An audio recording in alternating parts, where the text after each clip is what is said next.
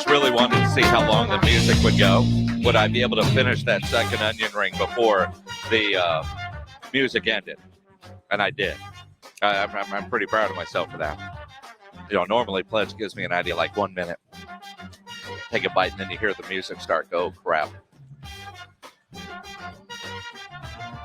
Talk with my mouth full on the radio.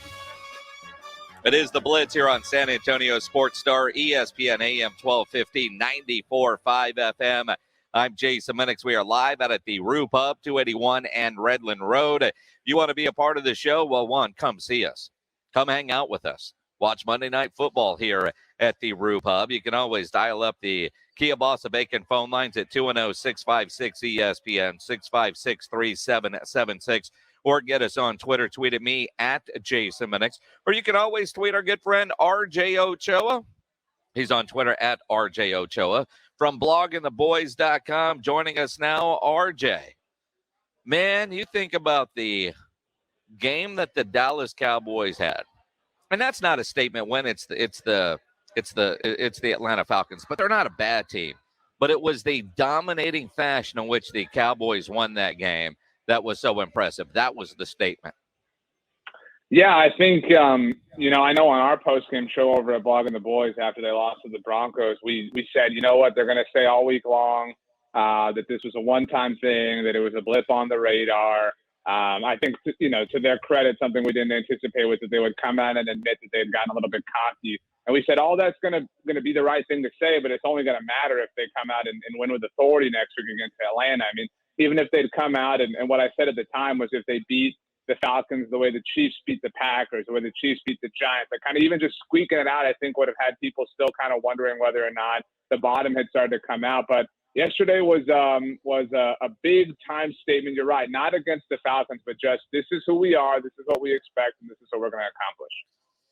And again, Atlanta was playing good football coming off of a win against New Orleans, although the Saints aren't what they were. The Cowboys just made it look easy. After holding Atlanta to that field goal on their opening drive when they got the field goal, and then they go for it on fourth, they did some dumb things in that game, but they never recovered. And I don't know what was more impressive in that game, the way Dak and the offense played. Let's credit Terrence Steele, who struggled against Denver. He played well. Receivers caught the ball. CeeDee Lamb had a hell of a game. Or was it what we saw on the defensive side? Yeah, I think, it was kind of an amalgamation of everything. I hate to, take the cop out and ride the fence, but I mean, they did it all. I mean, the stat that was flying around was the 29 points they scored in the second quarter, the most they've ever scored in a single quarter, obviously in franchise history. And that's not just something that one side of the ball can do, right? Like that's something that requires the offense to be elite, the defense to get stops. Maybe you get a score somehow, some way that isn't on offense. Obviously, you got the block punt there. I mean, that's if you're looking for kind of the cover to this book, it's that. I mean, I'd say that the most impressive thing was the offense, because I know the defense was great. You can factor in the Falcons' quality there, but the fact that the offense isn't just elite against whoever they want. They're elite when they make a decision to be elite, and that's some of the truly rare form that you can find in the NFL today. RJ Ochoa from bloggingtheboys.com joining us here on the Blitz. There was so much about that game that I don't know with what we've learned from Mike McCarthy in 2 years, and hearing him every week here on our station with R&R in the morning, and last year when I got a chance to talk to him. He's obviously very aggressive in his play calling, willingness to go for it on fourth down. He pays attention to what the analytics say, which also says he's got a strong belief that his unit is going to be able to go get those fourth down conversions. But when they went for two, I'm like, dude, look at the score. There was a sense of, we're running this thing up. And I don't know if that was, hey, Dan Quinn's trying to get to 50, whatever it might be. Even when they went for two, when they did, that tells you a lot about the mentality of the coaching staff and the players. Well, so the going for two decision is interesting. That's founded in analytics. What happened in the lead up to that, Cowboys attempt the extra point and the Falcons get caught with 12 men on the field. And so the extra point's good. Shout out to Lareem. Perfect 5 for 5, his first ever NFL game. Hallelujah. Right. But Mike McCarthy decides to wipe that one off the board because a penalty puts the ball at the 2-yard line. And so analytics say, go for it. This is a situation where you go for it. And my favorite thing about Mike McCarthy, he does not care if the Cowboys are down by 10, if they're up by 30, if it's a tie game with 30 seconds left in the contest, he's going to follow what the analytics say. I love that about him. I believe that in life in general, you have to make decisions when you are not emotionally compromised. And he has decided to follow that line of thought, whatever it suggests, whatever it allows you to do or instructs you to do. And he did. He went by the book. He went for 2. It was the correct decision, just like it was the correct decision the week before to go for it on 4th down the 2 times he did. Sometimes those things work out. Sometimes they don't work out. That's just kind of the way football works. But I love the mentality. I know some people are saying it's keeping your foot on the gas, and I love the kind of narrative that comes from that. But I love how devoted he is. You can't date analytics. You have to be married. Mike McCarthy, he's married. He's got a house in the center of the cul-de-sac. He mows the yard on the weekend. He cleans out the garage, paints the fence, and then has the in-laws over and cooks some dinner too. He's wonderful. And you look at it, and again, you get all those kind of accolades after a win. You might not have said all that after you got your butts kicked by the Denver Broncos, but it was a perfect get-right game. It was the perfect game to say, what happened last week was just weird, and we see it in the NFL. We've seen it 2 weeks in a row now in the NFL with lots of weird things happening. Seattle getting shut out, Tom Brady losing to football team yesterday. But for the Cowboys, Baltimore, they're showing the highlights now. What happened to them Thursday night against Miami? I mean, the NFL is strange at times, which is one of the reasons why we love it, the unpredictability of it. But the Cowboys yesterday showed that when you look at all the teams have had their crap games. Arizona had one yesterday, although Kyler Murray and Hopkins didn't play in it. Everybody has shown they'll have those moments. They'll have those games. With what we've seen, where do you put the Cowboys in the NFC if you were to do some power rankings? Well, I do power rankings. It's a great segue by you, Jason. People should pay you professionally to talk for a living if you're not in that line of work yet. And they will come out tomorrow. A spoiler alert, my number 1 team, the Tennessee Titans, I think it's difficult to argue with. They're obviously incredible. I still had the Cardinals won last week, especially after that win without Kyler, but dropping them. So Tennessee's 1, and, it pained me, but I really, the team I've got at 2, I've got the Cowboys at 3, and they're the second team in the NFC for me.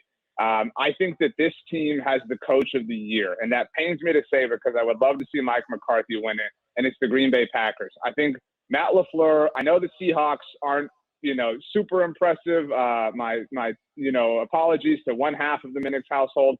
But to win that game in the hurricane of drama that Matt LaFleur found himself in is impressive. I think that the Packers have a lower ceiling than the Cowboys. I think that we're headed full steam ahead for a Cowboys-Packers divisional round matchup at Lambeau Field, which will be incredible theater. But I've got the Packers there just because that's a really impressive win to me. He's still Aaron Rodgers, but having not worked with him all week to bring him in, and it was close all the way to the end, but they're 8-2. And I do believe, by the way, that come the Sunday night after Thanksgiving, which is next Sunday, they will be 8-4. They visit the Minnesota Vikings this week and then host the Los Angeles Rams next week. It's going to be interesting to see. I can't argue with that, having the Cowboys at 3. The only thing I'd argue with you there is my coach of the year at this midway point of the season, although mathematically it's not quite midway anymore, is Cliff Kingsbury. And partly because I don't think any of us saw this coming on from both sides of the ball. And for him to get a win with a backup quarterback and destroyed yesterday, I still am extremely impressed with what I've seen from the Arizona Cardinals. They're not fluky. That's a good football team. I think we all expected Green Bay to be good, which is why I think I'd put Cliff ahead of Matt LaFleur at this point. And I think Mike McCarthy needs to be right in that conversation as well as Vrabel at Tennessee. Yeah, I agree. I mean, I know you're a little bit biased. It would be cool to say that you hung out with Coach of the Year after his Super Bowl when nobody knew who he was once upon a time. But they got a Super Bowl ring holding a clipboard like a champ. And I don't think, and I know every Cowboys fan's bummed about us. I don't think the Cowboys-Cardinals game is going to have the juice that we wanted to. I think that too much is going to be, it's going to be too entrenched. Like, maybe it does have some sort of impact. I think the real wild card here, no pun intended, is the Rams. what they're able to do against the Packers next Sunday if they're able to win tonight. I think the Rams lose tonight, by the way. I don't, I love Vaughn, but I don't see it. And if there's one thing that Kyle Shanahan does consistently, it's own Sean McVay. I mean, the Rams are only 3.5, 3-point favorites, depending on where you look. I mean, that's for a reason. But Cowboys are right there. And Mike Vrabel, you're right. I mean, if he won Coach of the Year, it'd be really difficult to disagree with that.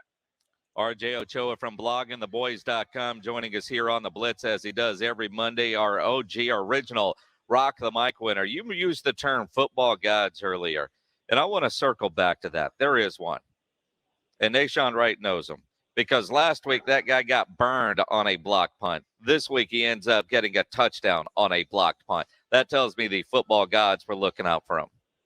Well, to be very clear here, there are also fantasy gods that are heard all around the metropolis of San Antonio here on this station. But you're right. And that's what was awesome about yesterday is it was sort of this, like, if we had sat down and we had said, okay, what's everything on our wish list? One of the things would have been, vindicate Nashawn Wright. I mean, he was the victim of the unfortunate rule last week. Really awful moment. And it was really poetic. He was Dan Quinn's guy. That when that pick was in, everybody was like, who the hell is this guy? That was the dude that Dan Quinn himself wanted. And for Dan Quinn to get him to make a play in that game for him against the Falcons, with the score at the time being 28-3, I mean, it was soaking wet with narrative. And the fact that the Falcons official Twitter said at 28-3, yeah, we know. I mean, it was a great tweet by their social media team. So Cowboys, they get things all right in the world. You go from don't eat the cheese to red ass week, and they all get their monkey butt from Mike McCarthy. This week they're underdogs as well as they're playing because Kansas City looked like Kansas City. Patrick Mahomes looked like Patrick Mahomes last night and destroying the Raiders, which allows my crap fantasy team to actually have a chance to get a win this week against your crap fantasy team. Although you've got like 3 guys going tonight. I'm trying to lose, yet here we are. So all of a sudden, Kansas City has one game that they look like the Chiefs we all thought they were going to be. They're actually favored against the Cowboys on Sunday? They are. The Cowboys are 8-1 against the spread this season. Their only loss, obviously, against the Denver Broncos. But and the Chiefs, I don't know that they look like the Chiefs throughout the entire game. They certainly had moments. And the Chiefs, kind of like the Cowboys, they checked all of the want boxes. Tyreek Hill had a couple of touchdowns. Travis Kelce had a big game. Patrick Mahomes went off. Chris Jones had a great game on the defensive side of the ball. This is, when the schedule came out, I know you and I talked about this. We said this game is going to be epic. It's the Sunday before Thanksgiving. It's going to be Fox, America's Game of the Week, Buck and Troy and Aaron Andrews. I mean, it's everything you want. And, generally speaking, historically, the Cowboys play dramatic games the Sunday before Thanksgiving. And this kind of has all the makings of that. And I think that this is a unique situation where if the Cowboys were to lose, a lot of fans would panic. This is a point. I think they're going 1-1, between now and Black Friday. And even if they lost both games, these are 2 AFC teams. I mean, this is the time where, yes, you want to win. Every game matters, but you are in a decent position right now. If you lost a game here, even God forbid both these games, it is far from the end of the world. These are the games that mean the least as far as tiebreakers are concerned. And that put the Denver loss in there as well. You're an AFC team. Now, is this the roadie for you and your dad? You guys do one every year. You go into Kansas City? We were, but with the baby on the way, just a lot of things in the air. I was telling you, I've put together more things than I thought was possible. I've actually sort of birthed, no pun intended, a theory. I think that whoever invented Legos did so to prepare boys for manhood, right? Like when you're a little boy, you grow up building Legos so that when you become a man, you can put together all sorts of other things. I put together a high chair the other day. It has 3 modes for an infant, a toddler, and a kid. I have learned from past mistakes and kept every instruction manual. So I'm ready. But, with all that going on, we're going to be bunkered down in the Ochoa Command Center, ready for our post-game show, of course. It's going to be a great game. I reckon that you're going to be there, and I reckon that you are going to complain to everybody about how cold it is. No, I'm not going because it is going to be cold and it's outside. It's the week of Thanksgiving. I've got too much going on with my kid graduation, Army Navy in New York. I got a lot going on, so the trip to Kansas City this week isn't going to happen. Well, good for you that you won't have to eat that second-rate barbecue. By the way, we love Oklahoma Joe's, or now it's called Kansas City Joe's, is one of the best barbecue joints in America. I love Kansas City Joe's. They've got the best ribs, and their burnt ends. I mean, I was ready to give you the food tour to go on. Well, let me put something on your radar that you might not be aware of, Jason. Obviously, a long time ago, those great Spurs Warriors series. I say great somewhat loosely. It was always, this is Whataburger versus In-N-Out. Whataburger, In-N-Out. Did you know that today, the week that the Kansas City Chiefs are getting ready to play the Dallas Cowboys, they opened their first Whataburger? The audacity of them to open it this week. It's insulting. I did not, but I know that Patrick is a part of getting all those things built up there. This is that. So the first one opened today. The nerve. I think the good news there is we know he's not going to be on the proper diet this week. He might be a little sluggish. It's been a while. He's got to go through all his favorite menu items. He's got to go through his rewards, hoping to get 5 trips to get something free. He wants to knock that out before the weekend. I think this should actually work in the Cowboys' favor. Well, I hope so. It seems that Kansas Cityans, if that's what they're known as, are aggressive with their intent to have some Whataburger. I saw there were some fights in the drive-through line that is now several miles long. And so I'm just saying, have some respect, Patrick. Not this week. That must be on the Missouri side. The KCK side, they're decent people. It's the Missouri side that you just can't deal with. I mean, that's what it boils. That's what it boils down to. Man, I'm disappointed you're not going, because I was disappointed I wasn't going, but I figured you guys always have that road trip, so that works. So I take it you're also not going to road trip up here on Thursday for a Rock the Mic finale. You're not going to be here to crown the new champion? I'm not, but I'm hard at work in our fraternity house, establishing a new bedroom. Michael Jimenez left it a mess. I know it was several years ago, but it's taken that long to get some of, we'll say, the paraphernalia out of it. And so, we're prepping, getting ready, getting the red carpet ready and whatnot. There's a diamond microphone and a diamond rock, for the Rock the Mic situation. Yes. I've said way too much, but our club has really grown. In fact, this past weekend, I spoke to Thomas Mott on his radio show. Obviously, he was previewing the Falcons Cowboys game. So a tough week for him in the ATL with the Falcons getting blanked the way they did by the Cowboys. But I am excited to welcome the 6th member of Rock the Mic. I'm getting old, which means you guys are getting super old. Bite me. Now, you think about that. You're building Legos. I think Jimenez needs to just build him a box for all that stuff that he needs, and that might help keep things close. I want to go back. You're keeping all the instruction manuals? Yeah, only for things like. Did you actually read and follow the instruction manuals while building all the baby furniture? Because to be very clear you're not here, supposed to do that. To be very clear, I'm keeping them because they all have versatile functions. They're like Transformers, dude. They turn in from the lay down thing to the sit thing or whatever. I'm not going to remember how to flip it. So I have them all set for infants. And then when the time comes, I've got my handy dandy Rolodex to turn to. All right. So you're already quoting Blue's Clues, which is a little scary. Please tell me you haven't already started previewing all of those TV shows. But honestly, Cammie put all this stuff together. Right. Cammie was very supportive. We had The Big Bang Theory on in the background. She watched and laughed while I put everything together. She did order our dinner on Uber Eats while I put together the high chair, so I'll give her that. But yeah, I am readying the list of things to watch, things to put on in the background. There's a lot of stuff to watch, Jason. I know you saw all the Disney Plus stuff there. You're ready for She-Hulk. I know you are. I don't even know what that is. Liar. Your pants are on fire. I see the smoke.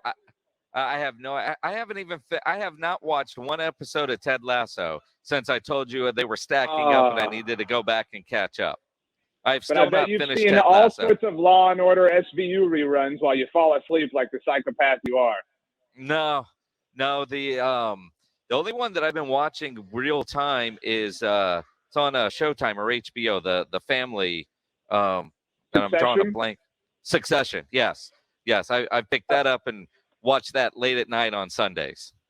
If you'll allow me to make a suggestion, although I know you still have to catch up on Ted Lasso, this is a Rob Thompson show. I wouldn't be stunned if Robbie T already watches it.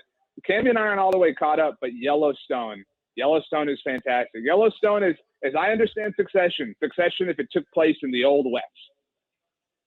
You know, I haven't watched Yellowstone yet. I think you're right. Rob has. I've had a lot of people talk about watching that. Even my mom, who typically only watches Judge Judy, she asked me if I was watching Yellowstone, which surprised the hell out of me. So, yeah, you never know. RJ Ochoa from bloggingtheboys.com. We'll talk to you next Monday after the Cowboys beat the Chiefs in Kansas City. One love. Everybody get themselves some monkey butt. Des caught it. Peace. Appreciate it.